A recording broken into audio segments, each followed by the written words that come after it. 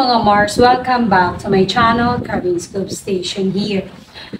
Angeline Quinto, hindi nagpapahuli sa Ahsoka makeup trend. Pinili ni Angeline Quinto ang theme song ng Philippines, ang Piliin Mo ang Pilipinas, na siya rin ang umawit nito mga Mars. Dito maganda ang transformation ni Angeline Quinto, pero malaki pala ang revelation sa dulo ng Ahsoka makeup trend ni Angeline Quinto dahil may pa-gender reveal pala ang Angeline Quinto for her second baby mga Mars. And sa dulo nga ng video, magkasama na silang pamilya, yung asawa niya si Non-Rev at yung anak niyang si Silvio na 2 years old na ngayon. And yes, it's a girl, ang second baby ni Angeline Quinto. Angeline Quinto, fresh na fresh nang ikinasal noong last April 25, 2024. Yung time na kinasal si Angeline Quinto sa Quiapo Church, siya na po ay buntis na po nung time na yun. Mga Mars, congratulations Angeline Quinto for your second baby. Ang swerte dahil ang eldest niya ay boy and then the second baby is a girl. Kaya 'di ba sa mga bumubuo ng pamilya, ito talaga ang ini-aim nila mga Mars na magkaroon ng baby na kahit dalawa lang, pero ang panganay is lalaki and then second is babae. Alam mo yun, kumpleto na may babae, may lalaki. And congratulations, Angeline Quinto.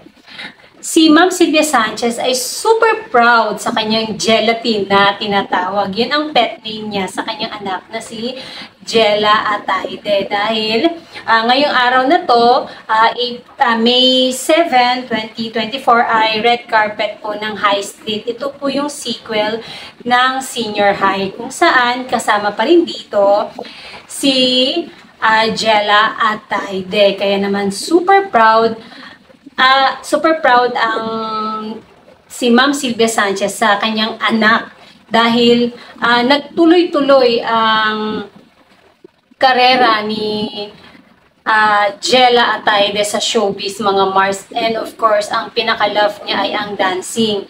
Sabi nga niya sa caption, ang kanya daw mini-me. Ito pala ang mini-me niya, si Jella Ataide.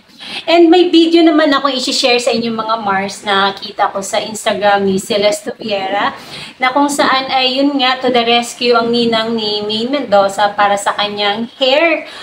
Dahil nung nagpa-haircut siya sa isang sikat sa Japan na salon ay hindi nga niya nagustuhan at umiyak nga siya noon dahil sikat na nga, well-known na salon, pero hindi pa rin na-achieve yung gusto niyang haircut. Kaya pag-uwi nila sa Pilipinas, to the rescue, ang kanyang ninang na Celeste Viera.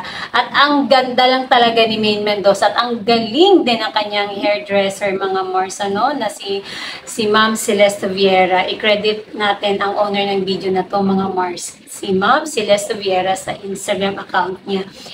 Hindi ako masasawa tignan si Maine Mendoza. Super beautiful talaga ni Maine Mendoza. And kanina, sa Eat Bulaga, yung episode ng Perafee, ay nako, nakalimutan ko yung girl sa singing,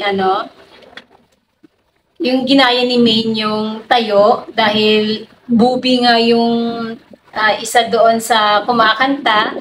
And then si Maine, ginaya rin niya. Talagang kwela talaga. Kahit saan talaga ilagay si Maine. Tsaka trending yung pagbabayuling niya. Dahil ang tawag doon ni Boss Joey De Leon ay para lang siyang nagbubunot ng buhok sa kilikili. Tawang-tawa ako talaga doon. And that's it mga Mars. Thank you for watching this video. Please like, comment, and subscribe for more scoops. Bye! Shoutout Armenian!